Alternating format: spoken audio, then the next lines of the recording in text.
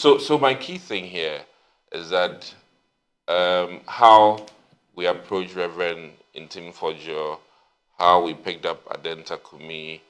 There's been a series of, as it is, entry into people's private home or private space by the security services. And I think the approach could be improved. I, for one, personally, because of armed robbers in this country, I'm not happy about men wielding AK-47 when there are kids in people's houses, men wielding AK-47 with mask and all of these things. And as the leader of the minority said, Rambo style, I think we can do better. Most of the people apprehended don't even have rifles. I mean, if they have, it'll be a pistol. And I think these are law-abiding people. For instance, I mean, let me cite Reverend Intim Fojo. The videos I saw when they approached his house was very, very unfortunate.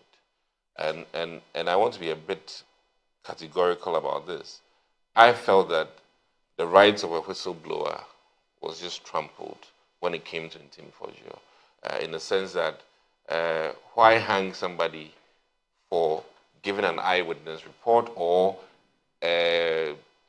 signaling to the security services that he's heard this, he's seen this, or as it is, been informed about something that he thought was untoward.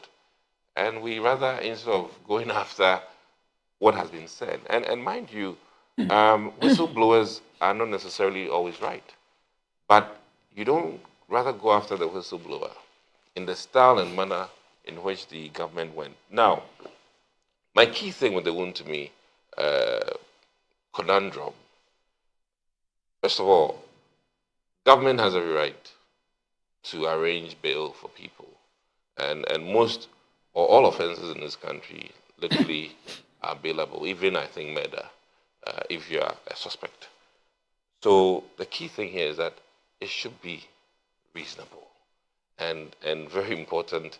I think the minority leader stated some very important things that, one, this is somebody who's not a travel risk. This is somebody who's not known, who doesn't have property. Wontumi has been one of the figures that I think, pardon my ignorance, but anybody who's in politics either has seen him dance or talk or made gestures and all kinds of things. And he's not a figure in this country that people do not know.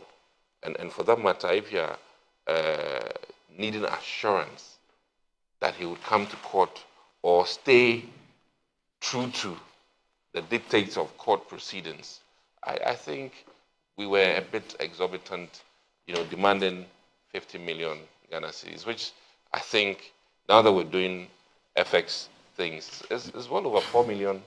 I mean, that is extraordinary. But do you know the value of the? Do you know the value of the allegations is involved in, now, including international fraud allegations? I think I'll go to that another day. But the Financial Management Act will be one key document that I think would guide us or the court in terms of how they proceed on this. And I find it very troubling because in the past 8 years, certainly Ghana's money laundering issues rather has reduced. And that is the fact.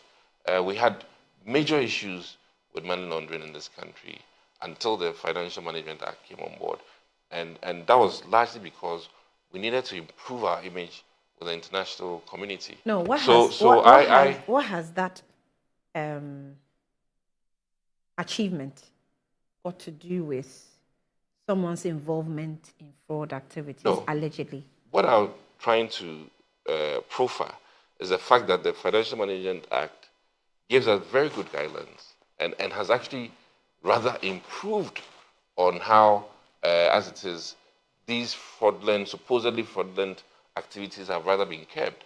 So case in point, as somebody was also suggesting, that this is so politically motivated, more so than, in principle, and something that is more of going after the man for all kinds of reasons. But be it as it may, supposing he's a suspect, supposing he's actually committed these crimes, the quantum being demanded in terms of bail, I think, is woefully too much. And like I said, for some, this is above $4 million. And I'm wondering, should a president be held against his will? I wonder how much a president will pay. I'm just curious because this is an individual, now private person, who was not even necessarily a government operative in the past administration, except for the fact that he's affiliated with the ruling party and is a chairman of the Ashanti region. So it begs the question, and you see, if you are in power or in position of government, you don't abuse your opportunity in terms of granting bail and the requirements. And the key question is, I think there was ongoing arrangement. This person submitted himself on Monday, on Tuesday, and on Wednesday. So it isn't like he absconded even a day or 2 or 3 or a week. Yeah, but you heard the Attorney General talk about Justice Remsai was describing how many issues are running concurrently. So you never know he's when presenting a himself. new one comes up. Well, and that even makes it necessary to then afford him the opportunity to, have access to his lawyers, and then government ought to put their things together. I mean, what I like about other jurisdictions is that if there are multiple counts, they take their time and even agree on the agency that will strike him. Mm-hmm. This is a case that, police services after him, IOCO, and all kinds of governmental agencies. And I think this is not the best way. If it's going to be just IOCO, if it's just going to be IOCO, all their facts and findings through all the other governmental agencies, and mind you, they are supposed to communicate. It can't be that police services may be handling you for, as it is, this money laundering issue, and then IOCO is also handling you for the same thing. They should do their homework, compare notes, and whoever is taking him to court takes him to court. And if he has multiple new upcoming cases, fair enough, this guy is not going to disappear on us in this country. And the whole premise of giving bail, if our lawyer would advise, is that the person will show up, be in line with the requirements of the court, and until he's proven, guilty. So I'm really deeply concerned, and this can be any ordinary citizen. And if you're metering this out to Wontumi, who's the next person? Which law did any of the security agencies break?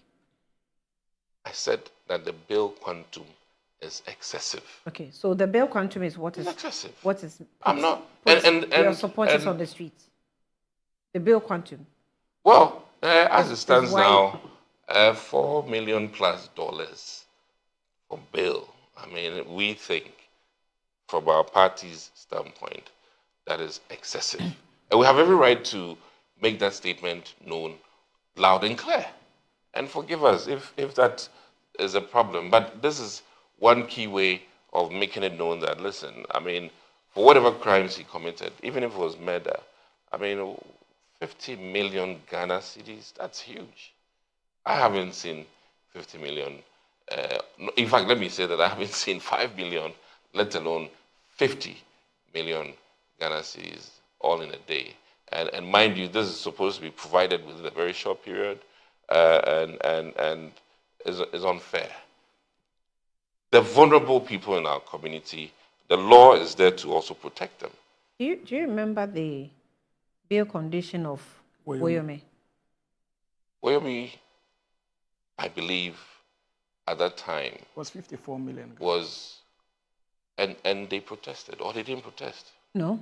Oh, please. Did you see them on the streets? No, I mean, listen, everybody and how they protest. Oh. So are you telling me that no variation was sought? Is that what you're saying? Because I think variation of the bill was, sought. As a matter of fact, from my side, if any variation was sought, I'm not aware. Please.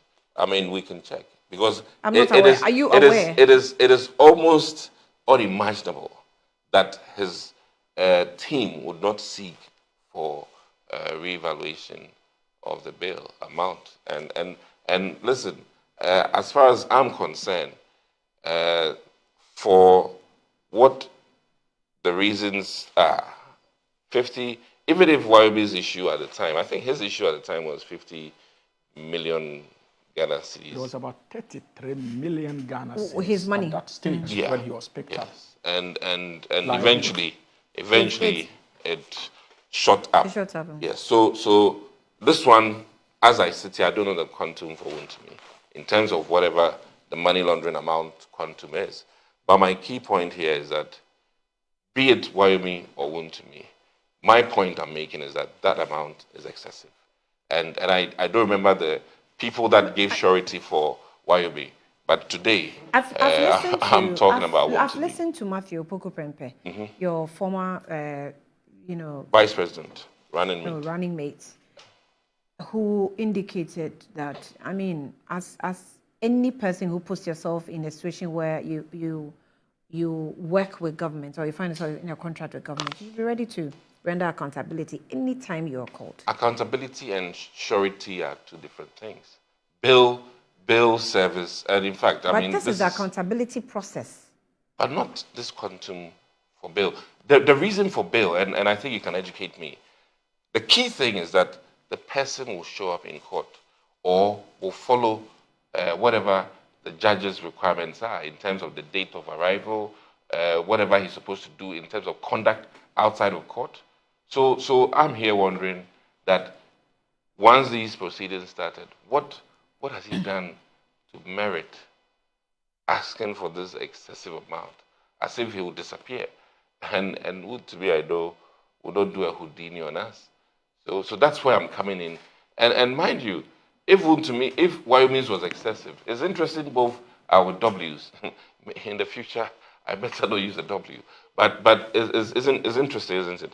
But the key thing here is that even if Wyomin's was excessive, we have every right today to make a case for it. We have every right.